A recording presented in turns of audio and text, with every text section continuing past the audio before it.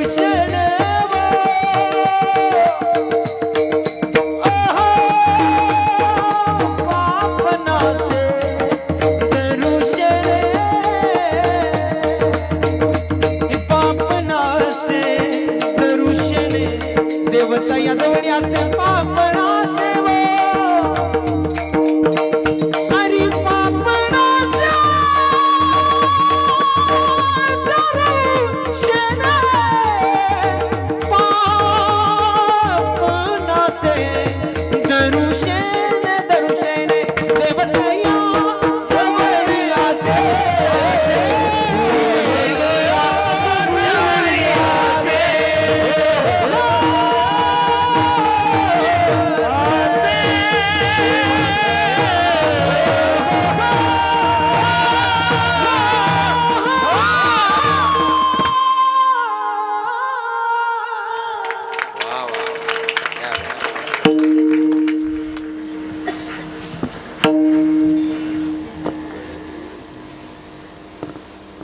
स्वाबदार लई बघत आहे माझ्याकडे.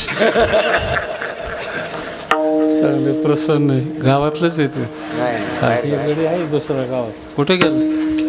हां हां महागच राजा.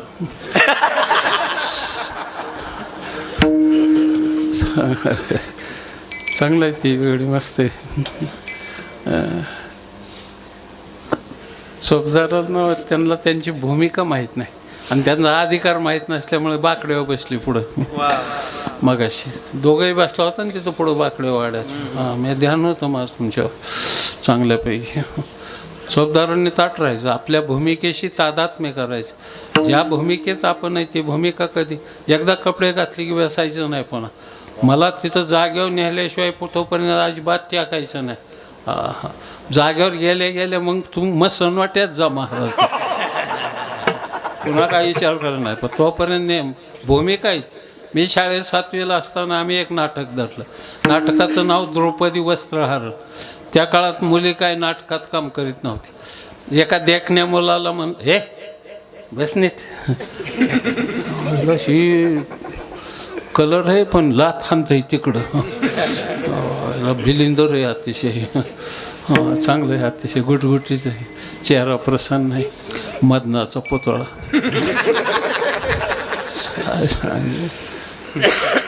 देतानी शिष्यरांनी त्याला चांगलं दिलं. पण असले निबारले असतात. आजार नाही फिजार नाही काय नाही. आपली श्रीमंताची मोठीच लेकरं बघा स्वेटर घातलेलं, हात मोजे पाय मोजे, पुन्हा जाम त्याला लपटू लपटू घ्यायचं. त्याला निसर्गाशी तादात्म्यच नाही त्याचं. की लगेच 2 दिवसांनी तापलं, थंडी वाजून आली, सर्दी झाली आणि पुढं पोलिओ आणता येतं. तुम्ही कधी वैद्याची पारद्याची लेकरं आजारी पडलेली पोलिओ झालेलं बघितलं का तुम्ही? काही वैदीन तर मला लय आवडते. लय आवडती म्हणजे काय बोलायचं ना. तर गंमत अशी आहे. आपली आई आणि वैदीन आई ही फार वेगळी. आपली आई जर रानात जायचं झालं तर म्हातारी माणसं आजीला विचारतं, लेकरू कुठं बांधता तुम्ही?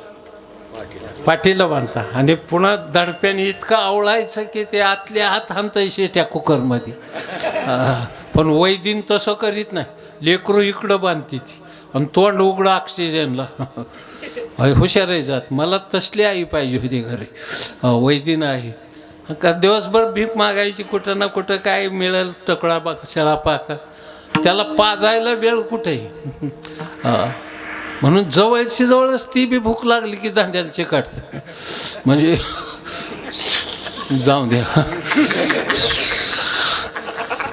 लयच बुद्ध्यांक बी लागतंय कळायला. सगळं काय सगळं उलगडून विनोद कळायला सुद्धा बुद्धी पाहिजेच ना. तसं नाटक धरलं. त्याला म्हणलं तुला द्रौपदीची भूमिका करावं लागेल. तो म्हणला मी द्रौपदीची भूमिका करील पण मला बिड्याची सवय. आता बिड्या आणि द्रौपदी ही काही समीकरण बसा ना. आम्हाला दुसरा नट भेटला ना. गोरापान देखना अजून काळी रेस नाही ओठावर. त्याला म्हणलं स्टेजहून महागा आला की 2 बिड्या संगच भेटून देजो. मग सगळंच त्याला रंगीत तालमी झाल्या. पाठपाठांतर झालं. नाटक स्टेजवर आलं. अशीच 1000-500 लोक नाटक बघाय खेड्यात. हां तो काम करून आला त्याची भूमिका बजावून की आम्ही 2 बिड्या पेटवून द्यायचो. एकदा 2 बिड्याचं संगच झुरका आणलं आणि धूर तोंडात आणि द्रौपदी स्टेजवर. कृष्णाचा आणि द्रौपदीचा संवाद होता. द्रौपदी बोलानाच. मला बी काय कळना काय झालं हिला म्हणून. मी पुस्तकात वाचून टोनिंग खालून द्यायचो. ती मला बी पुढे शेवटी कृष्ण इकिरीवर आला. व त्याने हातच धरला द्रौपदीचा. का बोलत नाही म्हणला. तुझ्यासाठी मी काय काय केलंय. बोटभर चिंधीसाठी वस्त्राच्या घड्या पुरवल्या. एक भाजीचं पान खाल्लं तर दुर्वासा सकट 60,000 शिष्यांना जेवाय घातलं. कृष्णा धाव रे लवकरी म्हटलं की राणीवाणी तुझ्यासाठी धावत आलो. असं कोण म्हणला? ऐका येतं ना. नाही तर असलीच 50-50 बसवायची पुढं. काय काय बोललो मी? कोण म्हणला? कृष्ण म्हणला. कोणाला?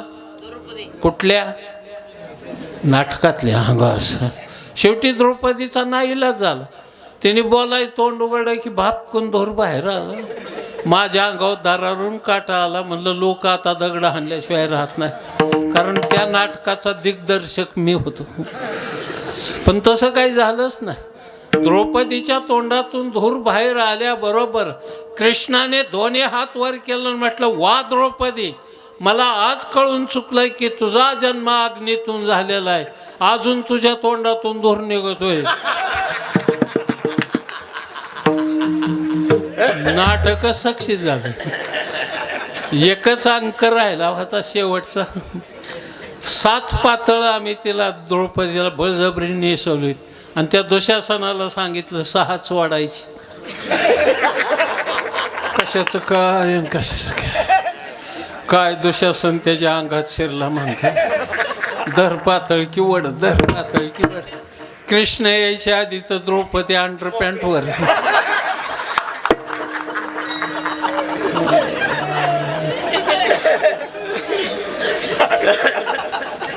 खवा नाटकातलं नाटक जमायचं. परमार्थ, अध्यात्म, अद्वैत, हे लय लांबचा खेळ आहे बाबा. नटतो तेनेच नटावा, खेळतो तेनेच खेळावा. अरे त्यानेच करायचं हे, बाकीच्यांनी काय करायचं? म्हणून जाऊ द्या बस. नाटक जीवनच एक नाटकच आहे एक. त्या नाटकातली तुमची माझी एक भूमिका आहे. हे विश्व एक रंगमंच आहे. या रंगमंचातली सगळी सूत्र त्या ईश्वराच्या हातात आहे. कोण स्त्रीची भूमिका, कोण मुलाची भूमिका, कोण वडिलाची, कोण आईची, कोण भावाची, कोण मित्राची भूमिका करतोय. आणि हे नाटक 3 पडदे झाले, 3रा अंक संपला की एके दिवशी नाटकावर बस संपून जातं रे मायबाप, संपून जातं. काही राहत नाही या नाटकातलं. चांगलं आहे नाटक, चांगल्या रंगात आहे ना, तोपर्यंत जितकं त्याच्यातला आनंद घेता येईल त्या नाटकातला घेत राहायचं. बायकोला दुखवायचं नाही, आरं तुरं फारसं बोलायचं नाही, फार पुरुषार्थ नाही त्याच्यामध्ये. अहो जाऊ बोलण्यातच पुरुषार्थ तुझं खानदान कळून येतं. हो कधीच म्हणे हो लईच आगं तुगन लई आररावी केली म्हणजे तू फार मोठा छत्रसाल लागून राहत नाहीस.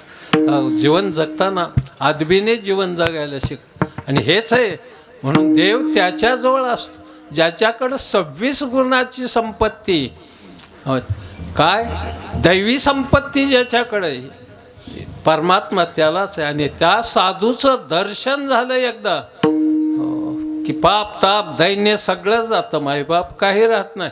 पण अगोदर आपल्याकडं पुण्य लागतं मायबाप, त्याच्याशिवाय महात्म्याचं दर्शन, साधू आपल्या घरी यायला लय पुण्य लागतं. महाराज सांगतात पुण्य फळले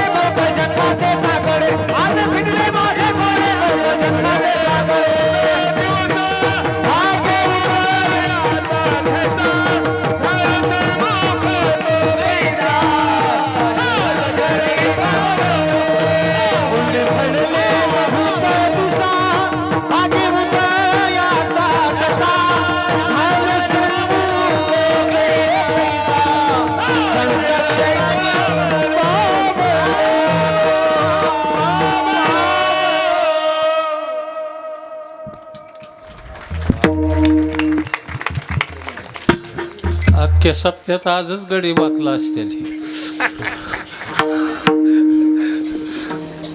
मजा असते जरा. ही पोरं चांगली तिकडं. या गाड्यांना सवय नाही आता राहिलेली. नाईलाजाने ते चाललं होतं आता हे. आणि गारठ्याचं बरं असतं, हिट तयार होती जर व्यायाम केल्यावर. व्यायामही संत म्हणजे ही संप्रदायाने फार आपल्याकडं चांगलं घातलं. हरिपाठ म्हणा, याला त्याला व्यायाम बी होतो, भगवंताचं चिंतन होतं, शारीरिक क्षमता, ऊर्जा वाढती. हे सगळं हरिपाठात नाचल्यावर नाचू कीर्तनाचे रंगी, नाचत जाऊ त्याच्या गावारे, खेळिया सुख देईल विसावारे. मग मजा आहे. ते आमचं एक महाराज लय नाचतं. काय बोलत का, काय नाव आहे त्यांचं, ते पिंगळा म्हणतात की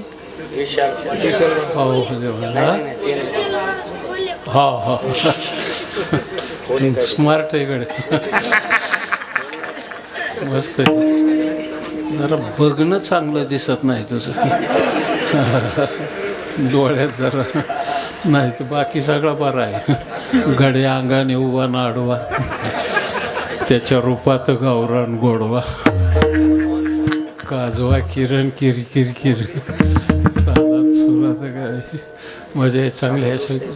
या वयात चांगलं दिसतंय, मस्त वाटतं. म्हणून जाऊ द्या. ते पिंगळं म्हणलं ते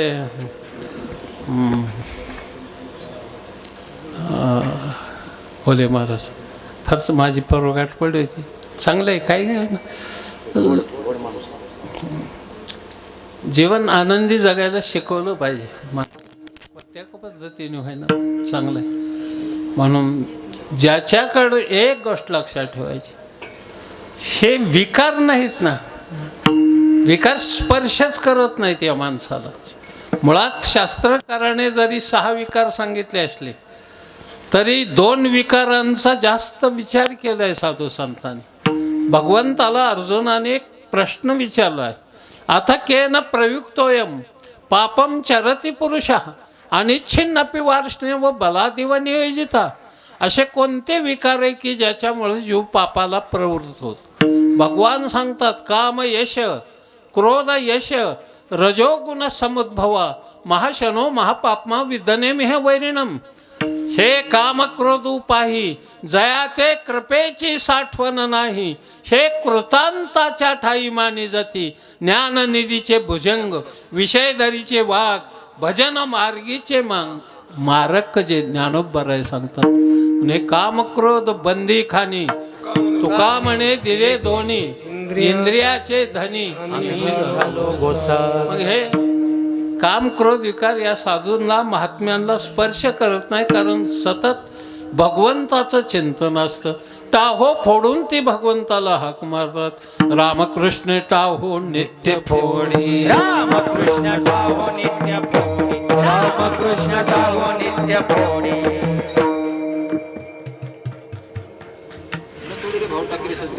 न सोडी रे भाव टाकी रे संदेव, रामकृष्ण टाहो नित्य फोडी, रामकृष्ण टाहो नित्य फोडी, रामकृष्ण टाहो नित्य फोडी रे भाव टाकी रे संदेव, रामकृष्ण टाहो नित्य फोडी, रामकृष्ण टाहो नित्य फोडी, रामकृष्ण टाहो नित्य फोडी,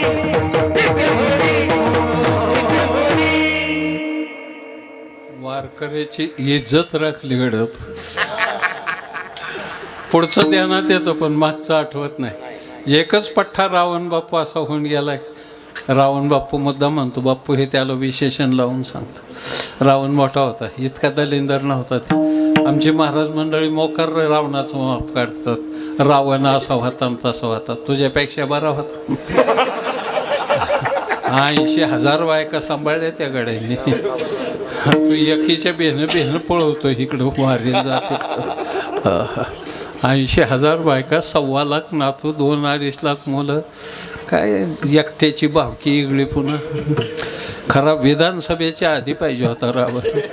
घरच्या मतावर 15 जागा आणल्या असत्या आणि हे तिघात 4था गट बसला असता, रावण गट. त्या बामणाने त्याला सुद्धा सोडलं नसतं रे. लय हुशार आहे बामा, घरात घर ठेवलं ना. चांगलं आहे, हुशार आहे, अतिशय मानतो तुला रे बाबा. ब्राह्मण कुठलेही हुशारच अशात. एकाच घर असतं गावात, एका दोन अख्खं गाव फिरवितात. तुमच्या गावात आहेत का? हा आहेत का? 2 घर आहेत का? हे तर नाही ना आलेले एखादं. कीर्तन झाल्यावर रस्त्यात ठोकील मला. चांगले असतात पण लय बुद्धिमान. बुद्धी त्यांच्याकडंच आहे, बाकीच्याकडं फार कमी बुद्धी आपल्याकडे. आपल्यात रग आहे, क्षत्रियात हातात ताकद आहे, त्यांची बुद्धीत ताकद आहे. व्यापाऱ्याची पोटात ताकद असते आणि सामान्य माणसाची पायात ताकद असते. त्याला शूद्र म्हणायचं. हो, खालचे शूद्र कमरेपासून, इथलं मधलं व्यापार आहे, ते वैश्य आहे. आणि हे बाहूमध्ये क्षत्रिय. आपण लढायला माघार नाही, पण ज्ञान कमी आपल्याला, म्हणून पेशवाई आली, नाही तर कशी आली असते. पेशवाई यायचं कारण काय? लईच हुशार होती ती माणसं, अजूनही हुशारच आहे.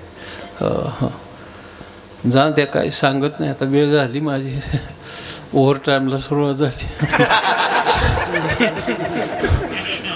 बरं, ओव्हर टाईमचं काही ठरलेलं नाही, काय नाही, त्यामुळं करणं काय चांगलं नाही.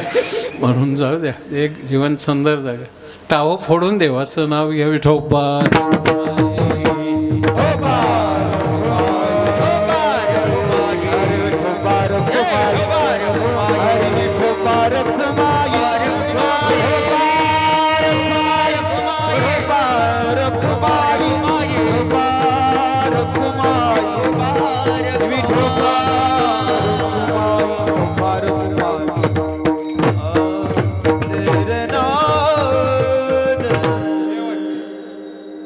शेवटचं तुका म्हणे भेदाभेद.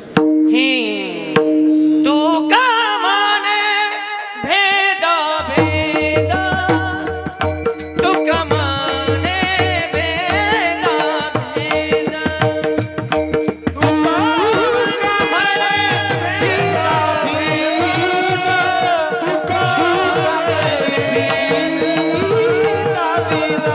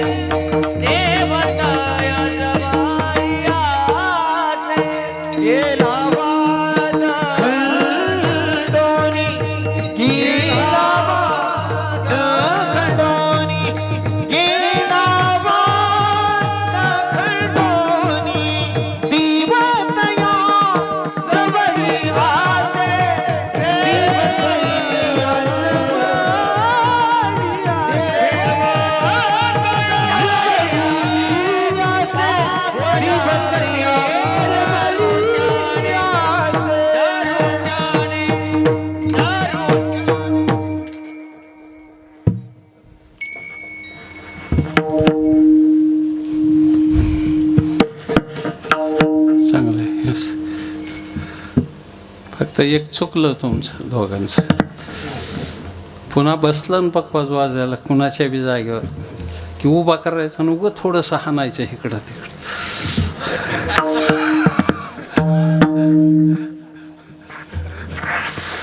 म्हणजे मागल्याला लावायचं कळत नाही, हे लोकांना दावायचं कळत.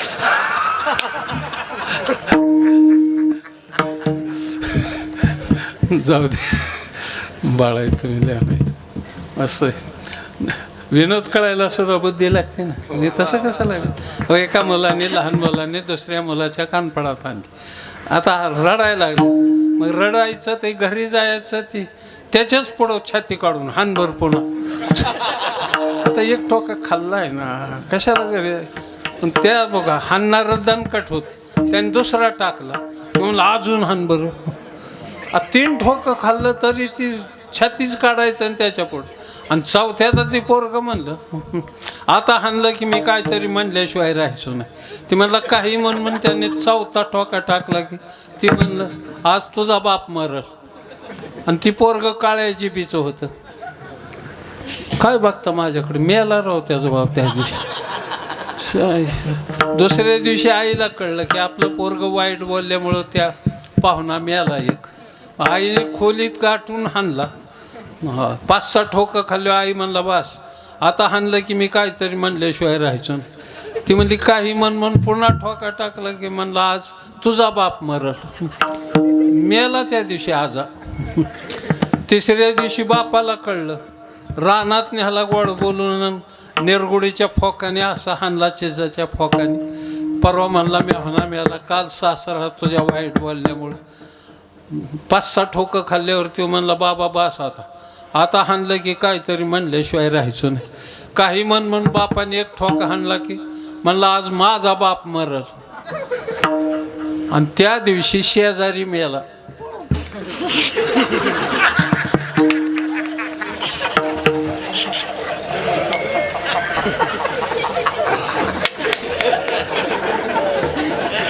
ज्यांना कळलं त्यांनाच बास. ज्ञानेश्वर माऊली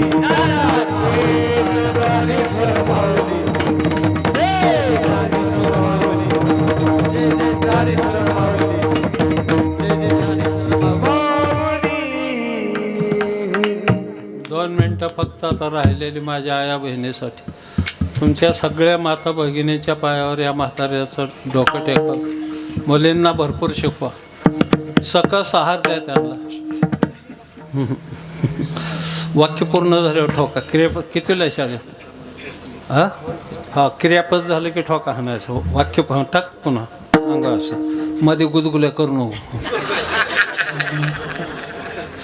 तर सकस आहार द्यायचा. बदाम पिस्ते अक्रोड काजू वगैरे कडधान्य मोड आलेली भरपूर फ्रूट सफरचंद डाळिंब काय अंजीर भेटेल ती मुलीला खाऊ घाला. दही दूध जे उपलब्ध असेल ते जास्तीत जास्त मुली ताकदवान बनल्या पाहिजेत. सध्याचा काळ भयानक आहे. आज आपलं शील आपलं कुल हे संरक्षित ठेवायचं असेल, ते आचारवान ठेवायचं असेल तर शक्तिमान मुली होणं अत्यंत गरजेचं आहे. माझा आजचा काळाचा ओघ बेकार आहे. नराधमांची संख्या इतकी वाढली भयंकर. म्हणून आपली मुलगी शाळेतून हायस्कूल कॉलेजमधून एकटी दुकटी यायची. जर कुठं सुविधा असेल तर जुडो कराटेचे क्लास द्या मुलीला.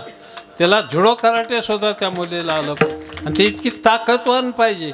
कधी रानातून आपल्या शेतीमळ्यातून एकटी येण्याचा प्रसंग आला आणि कोणी वाकड्या नजरेने पाहिलं तर एका बुक्कीत त्याचं नाशिक त्रिंबकला गेलं पाहिजे. मायबाप इतक्या दणकट मुली पाहिजेत. आणि आपली मुलगी नांदायला जर गेली एकदा आणि सकाळी एकदा सासूकड बघितलं तिने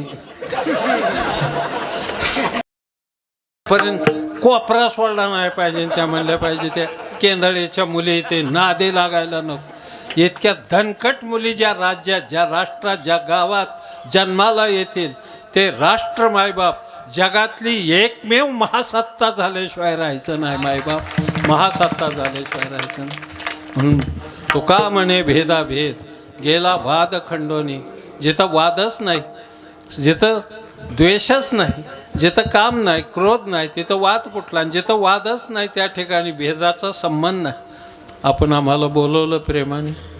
आमच्या आपाने फोन करून सकाळी परवा दिवशी तो मला वाटतं काल सकाळी जरा वैतागला होता गडी फोनवर. झोपेतून उठलं होतं का ते मला आवाजावर कळतं की पुढचा माणूस काय बोलतोय. माझी सायकोलॉजी लय पक्की.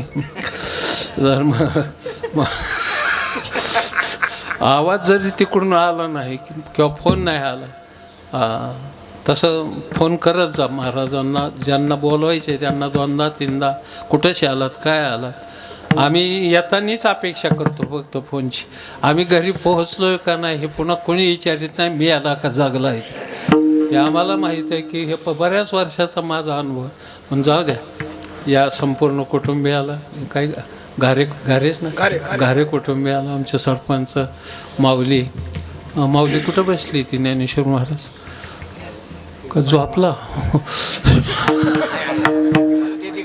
आहेत का वर हात करा हा आहेत अहो माऊली नाव आहे तुमचं दंडवत आपल्याला आणि मुरलीधर भाऊ आहेत का आपण हा उपक्रम चालवला आहे भगवान परमात्म्याला ह्या म्हाताऱ्याची गोसाईची एकच प्रार्थना आहे तुम्हाला आयुरारोग्य संपन्न जीवन मिळावं आणि तुमच्याकडून सालोन साल पिढ्याना पिढ्या तुमच्या घराण्यात अशीच उदार अंतकरणाची माणसं जन्माला येऊ अकल्पैश्य व्हावे त्या कुळा माझ्या सगळा हरीच्या दासा आपलं कोळो 5ची 25 व्हावेत वेल मांडवावर जावा मांडवाला भलता बोजा व्हावा तो मोडून दयानंद महाराजाच्या अंगावर पडावा हीच प्रार्थना करतो आपल्या आया बहिणीच्या पायावर डोकं माझ्या संपूर्ण गुणीजनांना साष्टांग दंडवत मृदंगाचार्याला चारीला बी बरं झालं चौगा आला तुम्ही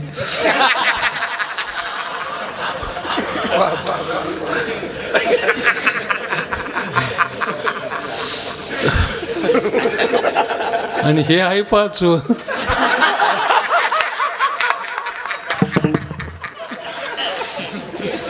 बाबा म्हणून तुम्हाला द्यायला काय एक दोहा जाता जाता दिल किसी से देना नहीं दिल किसी से देना नहीं दिल से देना दिल नहीं मिला तो नहीं मिला पर कम दिल से मत मिल विठ्ठल